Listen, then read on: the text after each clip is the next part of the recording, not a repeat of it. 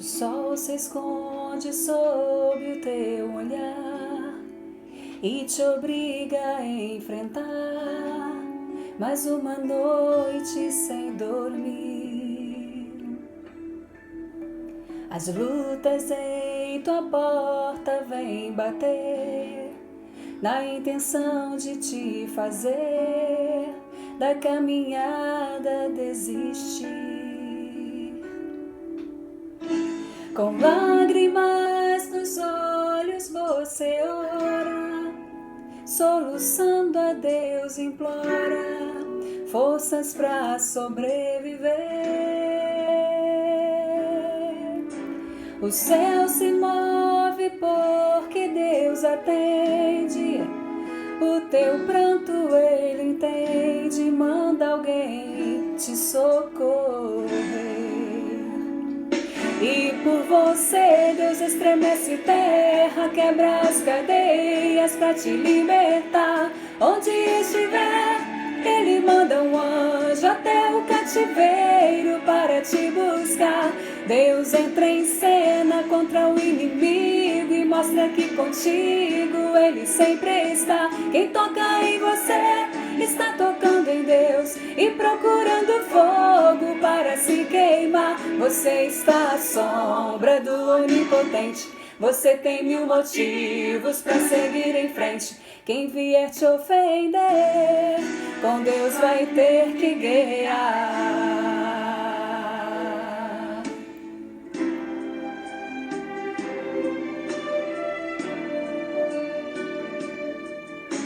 Com lágrimas nos olhos você ora, soluçando a Deus implora forças pra sobreviver. O céu se move porque Deus atende, o teu pranto Ele entende, manda alguém te socorrer. E por você Deus estremece terra, quebra as cadeias pra te libertar. Onde estiver, Ele manda um anjo até o cativeiro para te buscar. Deus entra em cena contra o inimigo e mostra que contigo Ele sempre está. Quem toca em você está tocando em Deus e procurando fogo para se queimar. Você está à sombra do Onipotente, você tem 1000 motivos para seguir em frente. Quem vier te ofender, com Deus vai ter que guerrear.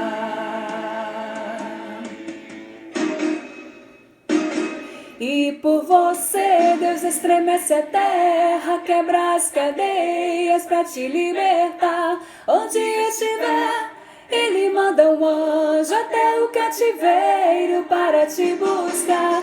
Deus entra em cena contra o inimigo e mostra que contigo Ele sempre está. Quem tocar em você está tocando em Deus e procurando fogo para se queimar. Você está à sombra do Onipotente, você tem 1000 motivos para seguir em frente.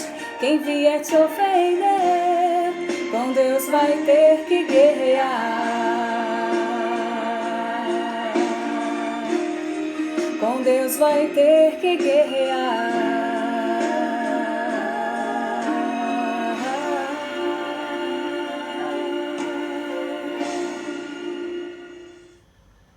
Boa tarde, queridas. Deixa eu trazê-las um pouco mais para perto para esse tempo que nós vamos passar juntas na tarde desse domingo. Passei até um café fresquinho, porque o encontro entre amigas pede um café. Se você não é fã de café, toma um chá. Se não gosta de chá nem de café, toma uma água. O importante é que a gente fique à vontade para esse tempo que a gente vai passar juntas. A gente começou ouvindo o louvor que a Geisa trouxe pra gente. E esse louvor nos faz lembrar do quanto Deus tem cuidado de nós. Mas o tema de hoje é sobre pensar no outro. Bom, parece-me que tem tudo a ver, porque o nosso pensar no outro, o amar o próximo, ele acontece na medida em que a gente ama nós mesmas. porque nós amamos o próximo da mesma forma que a gente se ama. Esse é o ensinamento da palavra. Mas eu não sei o que vocês pensaram ou vão começar a pensar agora, quando a gente pensa quais são os textos bíblicos que normalmente são usados para a gente falar sobre o amor ao próximo. Geralmente tem aquele texto que ensina a gente a amar de tal forma em que, se a gente for ferido de um lado da face, a gente dá o outro lado, em que a gente já andou a primeira milha e a gente é ensinado a andar mais uma milha, se a pessoa pedir a blusa, a gente dá o casaco. Talvez você pense nesses textos que são mais tradicionalmente usados sobre a importância do outro na vida daquele que teme a Deus, daquele que ama a Deus. Antes de eu continuar, vocês vão ouvir alguns barulhos porque a gente está em casa e não tem cenário nenhum. Essa aqui é a nossa mesa da sala aqui de casa e vocês devem ouvir em alguns momentos um choro do Miojo, o nosso pitbull. Mas a gente vai tocar adiante, tá bom? E antes também da gente seguir adiante, eu gostaria de orar, pedir ao Senhor que Ele abençoasse esse tempo que a gente vai passar juntas, que assim como foi tão precioso e edificante eu preparar essa reflexão para a gente na tarde de hoje, que também seja muito bom, que seja muito edificante para a sua vida e para todas as pessoas que tiverem acesso a esse conteúdo. Vamos orar? Senhor, eu agradeço a Ti, em nome de Jesus, por esse meio que a gente tem de comunicar, de compartilhar a Tua palavra. Antes de tudo, Senhor, de vivê-la e agora, por meio, Senhor, da internet, fazer com que a Tua palavra chegue a tantas pessoas que necessitam ouvir, da forma como necessitam ouvir, Senhor, e também no momento em que elas precisam ouvir. Pai, muito obrigada porque o Senhor tem cuidado de cada uma de nós. Muito obrigada porque durante esse tempo que vamos passar juntas, Senhor, a Tua presença é real. O Teu Espírito que habita em nós há de nos guiar, há de abrir as nossas mentes e de nos ensinar, Senhor, o modo como o Senhor quer que a gente viva para que o Teu nome seja engrandecido e dignificado nas nossas vidas. Recebe a nossa oração. Muito obrigada por essa oportunidade tão preciosa. Nós oramos em nome de Jesus, o nosso Senhor, o nosso Salvador. Amém.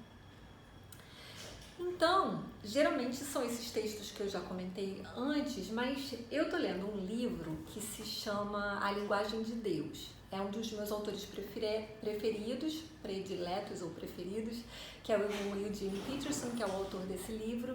E justamente, quando a irmã Linda fez contato comigo pelo WhatsApp, depois a Patrícia confirmou, eu tinha acabado de ler um trecho no livro A Linguagem de Deus, em que o Eugene Peterson explica aquele momento em Lucas 12, de 13 a 21, em que Jesus vai responder ou não à pergunta de uma pessoa na multidão.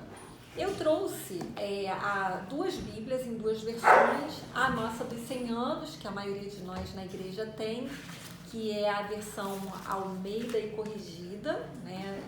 A nova Almeida atualizada, na verdade. E eu trouxe também, para fazer dar um pouco mais de coesão e coerência, eu trouxe a Bíblia na versão A Mensagem, que também é do mesmo autor do livro A Linguagem de Deus, que é o Eugene Peterson. Eu acho que vai facilitar ainda mais a nossa compreensão. Eu vou ler, bom, você vai ler na versão que você tiver em casa, vou ler nas duas, né, acho que é melhor. Vamos lá. Nesse ponto, um homem que estava no meio da multidão disse a Jesus: Mestre, diga a meu irmão que reparta comigo a herança. Mas Jesus lhe respondeu: Homem, quem me nomeou juiz ou repartidor entre vocês? Então, lhes recomendou: tenham cuidado e não deixem dominar por qualquer tipo de avareza, porque a vida de uma pessoa não consiste na abundância dos bens que ela tem. E Jesus lhes contou ainda uma parábola, dizendo: o campo de um homem rico produziu com abundância. Então ele começou a pensar: que farei, pois não tenho onde armazenar a minha colheita? Até que disse: já sei, destruirei os meus celeiros, construirei outros maiores e aí armazenarei todo o meu produto e todos os meus bens. Então direi à minha alma: você tem em depósito muitos bens para muitos anos. Descanse, coma, beba e aproveite a sua vida. Mas Deus lhe disse: louco, esta noite lhe pedirão a sua alma, e o que você tem preparado, para quem será? Assim é o que ajunta tesouros para si mesmo, mas não é rico para com Deus. Essa foi na Nova Almeida Atualizada, e agora eu vou ler na versão A Mensagem, que é do autor Eugene Peterson, que diz assim: no meio da multidão, alguém pediu: mestre, ordene a meu irmão que me dê uma porção justa da herança da família. Jesus respondeu: o que faz pensar que eu devo ser juiz ou mediador de vocês? Dirigindo-se ao povo, continuou: tomem cuidado, protejam-se de todo tipo de ganância. A vida não é definida pelas coisas que vocês têm. Em seguida, contou esta história. A fazenda de um homem rico produziu uma colheita extraordinária. Mas, preocupado, ele falou consigo mesmo: e agora? Meu celeiro não é grande o bastante para guardar esta colheita. Então, decidiu: já sei o que vou fazer. Vou mandar derrubar meus celeiros e construir outros maiores. Guardarei ali toda a safra. Então direi a mim mesmo: você fez bem, acumulou o suficiente para se aposentar. Agora esqueça as preocupações e aproveite a vida. Deus então apareceu a ele e disse: tolo, você vai morrer esta noite, e seu celeiro, grande e abarrotado, para quem ficará? É isso que acontece quando você enche seu celeiro do seu próprio eu e não de Deus. Então, nessa versão termina assim: é isso que acontece quando você enche o seu celeiro do próprio eu e não de Deus. É interessante que até a gente ter chegado aqui no capítulo 12, a partir do versículo 13 de Lucas, Jesus já tinha respondido objetiva e diretamente a inúmeras perguntas para diversos tipos de pessoas, entre aquelas nas multidões ou nos pequenos aglomerados por onde ele vivia, por onde ele passava. Ele respondeu a mestres da lei, a fariseus, ele conversou entre pessoas da multidão, pessoas como eu e você. Mas nesse contexto especificamente, a primeira coisa que deve chamar a atenção é que um homem faz um pedido a Jesus, mas ele não atende de cara. A primeira lição que a gente tira aqui é que não são todas as orações que Jesus responde. Eu não sei se você fica inicialmente com a mesma percepção que a gente tem quando passa os olhos nesse trecho de Lucas, que parece que Jesus não se importa com a justiça, porque afinal de contas, aquele homem no meio da multidão interrompe Jesus por um pedido de justiça. Ora, se eu tenho um irmão e nós somos filhos do mesmo pai, é justo que nós herdemos as mesmas coisas do mesmo pai. Mas o que fica evidente para a gente, pelo modo como Jesus desenvolve a resposta, é que Jesus percebe por trás daquele pedido de justiça um pedido que está disfarçado pela ganância.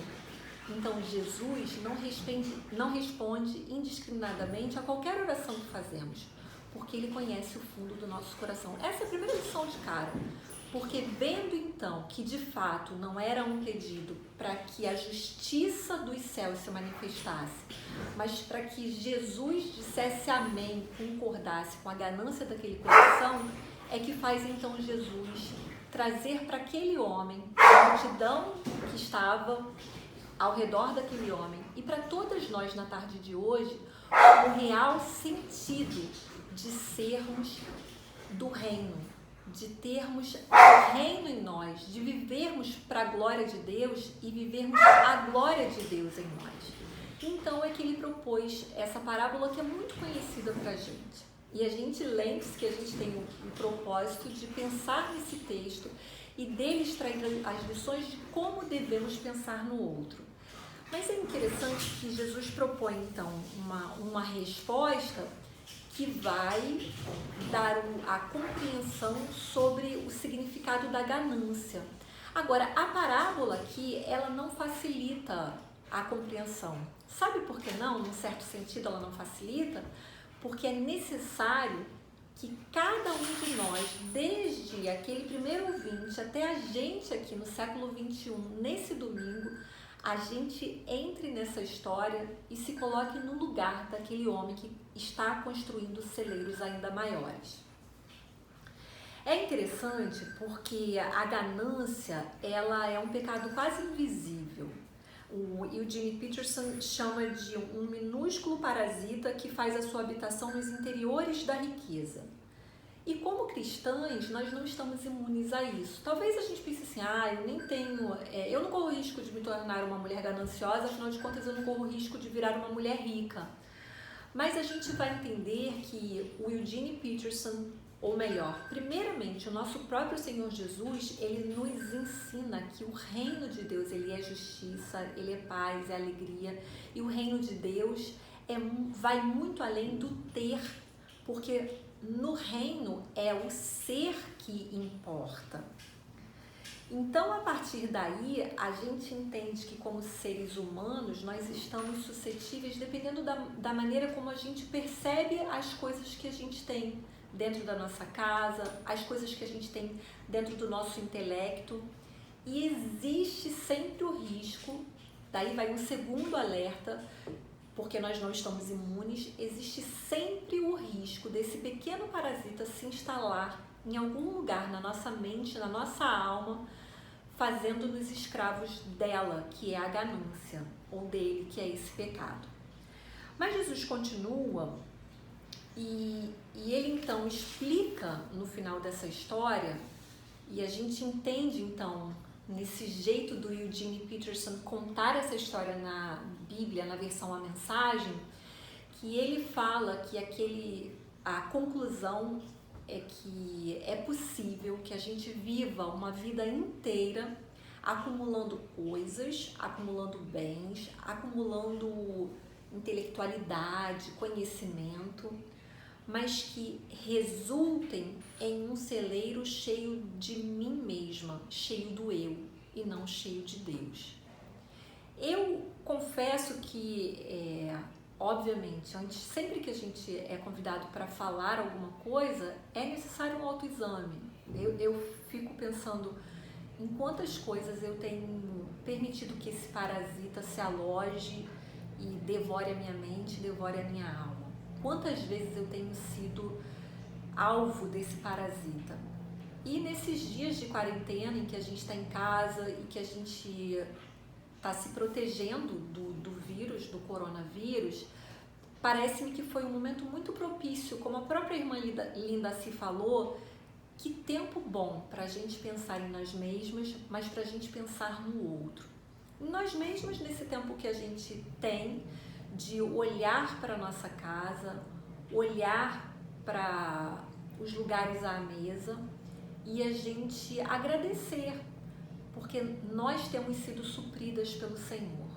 Mas ao mesmo tempo em que a gente agradece, a partir do momento em que a gente pensa que a nossa vida não se limita ao ter tudo isso, mas que eu preciso ser e viver inteiramente a serviço do reino, e que tudo isso que eu tenho e tudo que eu sou deve tão somente ser um instrumento para que Deus seja dignificado, Deus seja glorificado, então eu preciso de fato buscar meios para que isso tudo aqui não seja mais um celeiro cheio de mim mesma, mas que sirva para o outro.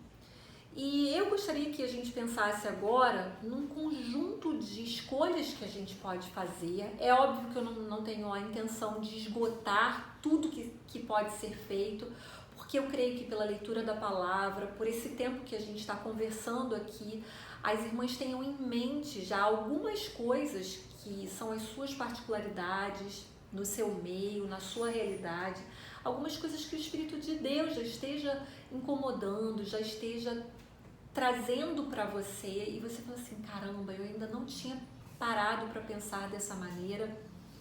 Mas então eu vou dar algumas ideias daquilo que está dentro da nossa realidade. E eu espero que, de alguma maneira, ajude você a pensar na sua realidade, a colocar em prática. E quem sabe, depois até você divide aí no YouTube, nos comentários, as outras maneiras que você tem encontrado para viver para a glória de Deus, para viver a glória de Deus, de um modo em que o seu modo de usufruir de tudo que você tem esteja voltado não somente para construir mais celeiros e encher-se de você mesma, mas para que os seus celeiros não tenham paredes, para que outros possam vir e usufruir de tudo que você tem conquistado, de tudo que Deus tem dado a você. Uma das maneiras que eu acho, e que pela palavra é muito evidente, é exercendo a hospitalidade. Nós, mulheres, nós temos esse dom. A mulher gosta, a mulher é mais de ter a melhor amiga ou as melhores amigas. As mulheres, de um modo geral, são mais sensíveis, né? Mas talvez no seu dia a dia, no seu corre-corre, nas suas obrigações, você tenha deixado esse seu dom, essa sua natureza se enferrujar. E quem sabe, agora é a hora da gente colocar óleo nessa engrenagem e fazê-la rodar novamente. A minha sugestão, então, é que você, na sua casa, no seu modo de viver, você seja mais hospitaleira. Um jeito da gente ser hospitaleiro, um jeito muito simples, é a gente receber alguém para uma conversa. Ou a gente ir até uma pessoa, sentar com ela e ser hospitaleiro na conversa. O que é isso, objetivamente? Enquanto eu estou conversando aqui com você, eu passei um café, eu vou tomar antes que ele fique totalmente frio. Eu trouxe algumas coisas que fazem parte do meu dia a dia, mas se nós estivéssemos ao vivo, eu teria de fazer uma escolha simples. A primeira coisa seria, esse celular que está filmando, eu deveria virá-lo para baixo, colocar no modo silencioso e seria hospitaleiro. Eu começar recebendo você para um café, olhando nos seus olhos, observando o seu jeito de gesticular, seus ombros, o seu olhar, o seu sorriso, para que eu pudesse receber você do jeito que você está, do jeito que você é e de alguma forma acolher você na sua necessidade. Talvez a sua necessidade seja só contar uma coisa bacana, legal que aconteceu e você não via a hora de me encontrar para agradecermos juntas. Talvez a sua necessidade seja contar uma dor e aí inevitavelmente a gente vai chorar juntas. Mas em receber um ao outro para a conversa, é uma maneira muito legal, muito prática, muito bíblica, espiritual de sermos hospitaleiras. Uma outra maneira prática é a gente ficar mais ligada, mais observadora do que mulher já costuma ser, né? Quanto àqueles que talvez não tenham em seus celeiros o que vestir e o que comer. Essa quarentena pode ser uma oportunidade, mas que não se limite a ela. Ela é um bom pretexto, mas não precisa, porque, como eu comecei falando, Jesus veio nos ensinar a ser gente, né? Fazer coisas que nos identifiquem como gente. É diferente, né? Mas que a gente ligue esse modo de viver hospitaleiro em que a gente olha ao nosso redor o tempo inteiro e a gente observe aquelas pessoas que podem se beneficiar dos nossos celeiros, seja da despensa da nossa cozinha, seja do nosso guarda-roupa ou da nossa sapateira. Ou se não for daqui de casa, que seja da loja mesmo, que você compre e mande entregar algo novo para alguém que você sabe que precisa. Uma outra forma de ser hospitaleira é abrindo a sua casa, servindo um lanche, contando o número de assentos que tem a sua mesa e pensando assim, quantas pessoas poderiam estar sentadas comigo aqui agora e eu poderia servir um café quentinho, fresquinho, passado na hora, e ser para essa pessoa tudo o que ela precisa. E a gente já tem aprendido lá em dezembro, quando a gente fez aquela ceia de Natal para as pessoas em situação de rua, que a maneira como nós servimos não é para que nós sejamos como Jesus para aquelas pessoas. Esse padrão de servir é um pouco mais elevado, ou muito mais elevado. É servir de um jeito que aquela pessoa que senta com a gente à mesa seja o próprio Cristo. E qual seria o menu que eu ofereceria caso eu tivesse certeza que é o próprio Cristo? Eu quero terminar contando 2 ilustrações, né? Então a primeira oportunidade de sermos hospitaleiras é conversando, dando ouvidos para a pessoa, sendo para a pessoa o que ela precisa, identificando pessoas que podem usufruir dos nossos celeiros, e criando oportunidades para abrir a nossa própria casa, nos vulnerabilizando. Eu falo isso porque é mesmo assim, né? Quando você abre a sua casa, você realmente está vulnerável. A pessoa vê o risco na sua parede, que vocês aí não estão vendo que tem risco aqui na minha parede à direita. Ela vê a qualidade da sua louça, ela vê se está desconjuntado ou não, ela acaba conhecendo a marca do seu pó de café e por aí vai. Mas isso não deve nos incomodar, não é? Porque se a gente pensa que a gente está oferecendo o melhor, se formos julgados por causa disso, é um problema do outro, não nosso. Afinal de contas, nós fomos inteiros quando abrimos a nossa casa, como quando fomos hospitaleiros. Então, essas são pelo menos 3 maneiras. Então, abrindo a própria casa também seria a terceira delas. Eu quero dar 2 ilustrações que eu amo contar. Eu sei que exemplos pessoais não devem ser o centro dessa conversa, porque o centro dessa conversa é a palavra, é aquilo que Jesus trouxe pra gente e o Espírito agora está trabalhando em nós. Mas eu quero contar de 2 ocasiões que eu amo ser lembrada. Dessas oportunidades que a gente tem aqui em casa, de abrir a casa, de receber pessoas que a gente nunca viu antes, pessoas que a gente não tem a menor intimidade, pessoas que às vezes nos intimidam. Uma delas foi o pastor Russell Shedd.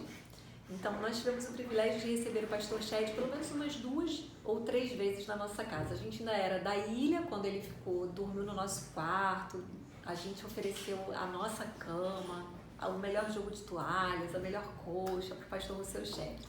E ele foi fazer uma série de conferências sobre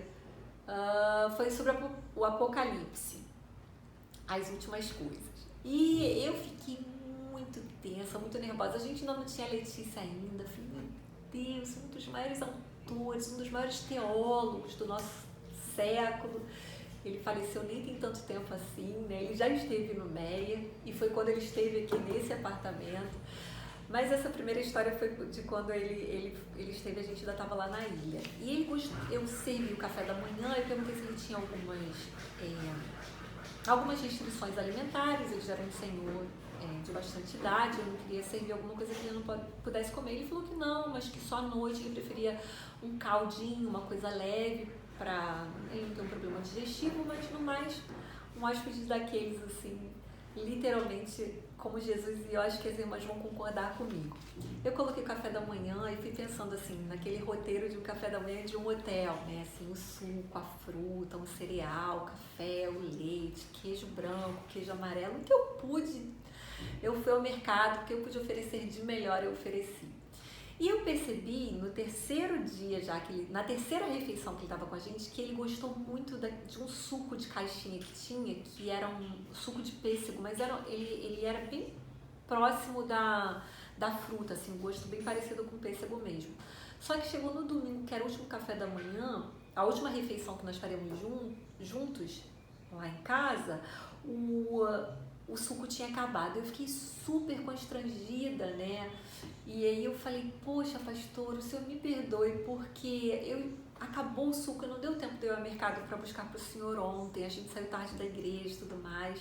E aí ele respondeu assim mesmo. E por isso que a Bíblia também fala que uns receberam anjos e nem tomaram conhecimento, né? Mas nesse caso eu acho que eu tomei.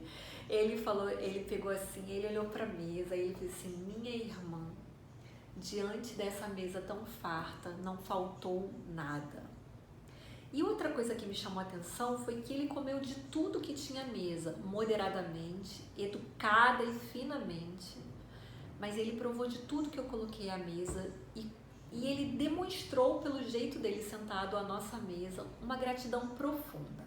E o segundo foi o pastor Waylon Moore, que ele esteve aqui no Meia, deve ter talvez uns 5 anos, isso ou menos até. E o pastor Waylon Moore veio, pregou num domingo à noite. Eu amei a palavra dele, ele falou sobre discipulado. A filha dele, que também é missionária, estava com ele. E eu fiquei tão feliz de conhecer aquelas pessoas tão de Deus, assim, que... Sabe quando você conhece uma pessoa muito legal, que você tenta ficar abraçado, ela fala assim, não, vai ainda não. Foi a pastora Waylon Moore e a Martha Moore, a filha dele. E eu falei assim, poxa amor, a gente podia chamá-los para um lanche, né, amanhã. A gente chamou e adivinha, eles toparam. Assim que eles toparam, eu pensei, meu Deus, eu fiz isso, né, lá vou eu de novo. Porque eu não sabia nada sobre ele, é um americano, a gente não tinha intimidade alguma. Mas vamos lá, né, o critério é servir como se fosse o próprio Cristo, dentro das nossas condições, dentro do que a gente pôde oferecer. Eu também, a gente já estava morando aqui, foi justamente nessa mesa, nós sentamos aqui. O Júnior sentou aqui, ele sempre senta aqui na cabeceira, a Letícia do meu lado direito, a Martha Moore do lado esquerdo, eu ao lado da Letícia e do lado da filha o pastor Waylon Moore.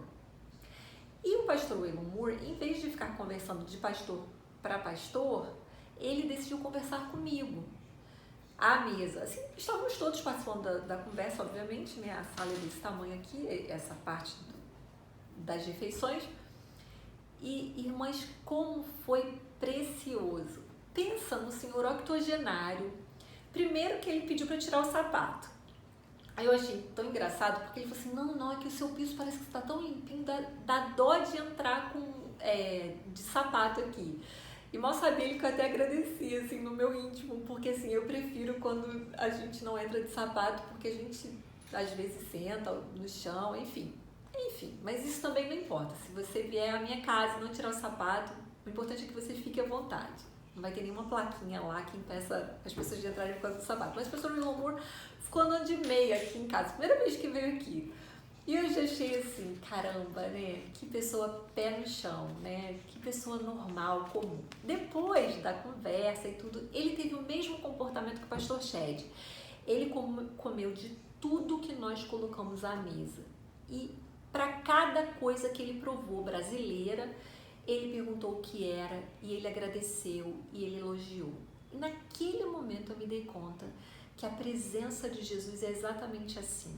Ela é desinibidora, ela é graciosa, ela deixa a gente à vontade, né? E ela deixa a gente feliz com quem a gente é, do jeito que a gente é. Jesus faz isso, né? E o pastor Waylon Moore personificou exatamente isso do nosso Senhor naquela visita, naquela tarde. Eu achei assim, eu sempre conto essa história com muita alegria, assim, porque como Deus ensina a gente, né?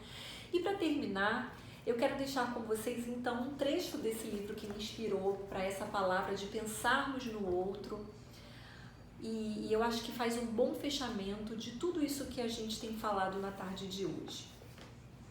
Diz assim: Bento, fundador da comunidade monástica do século IV, em Monte Cassiano, na Itália, insistia em que seus monges sempre recebessem cada convidado como receberiam a Cristo. A hospitalidade beneditina infiltrou desde essa época muitas comunidades de fé. Kathleen Norris conta uma história que se diz teria nascido em um monastério ortodoxo russo. Um monge mais velho diz a um mais jovem: finalmente aprendi a aceitar as pessoas como elas são. O que quer que sejam neste mundo, uma prostituta, um primeiro-ministro, são todos iguais para mim. Mas às vezes vejo um desconhecido subindo a estrada em direção a mim e digo: ah, Jesus Cristo, é você outra vez. Irmãs, que Deus fale o nosso coração tão profunda e poderosamente, que por meio da hospitalidade nós sejamos mulheres que tenhamos inúmeras e incontáveis vezes o privilégio de ter à mesa, de ter encontrado o próprio Jesus nesse modo de ser, nesse modo de viver. Que Deus abençoe a cada um de nós, a cada uma de nós, nessa tarde, depois que essa quarentena acabar, até que Cristo volte, em nome dele. Amém.